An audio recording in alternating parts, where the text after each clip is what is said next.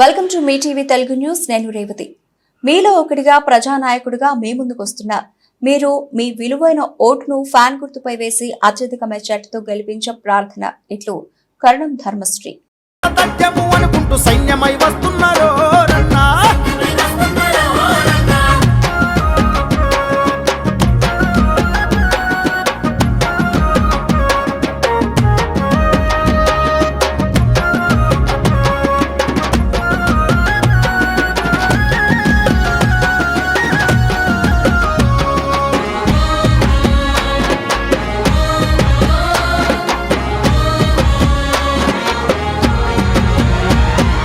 సంక్షేమ పథకాలు ప్రతి ఇంటికిచ్చిన జగనన్న జట్టమ్మరో రన్నా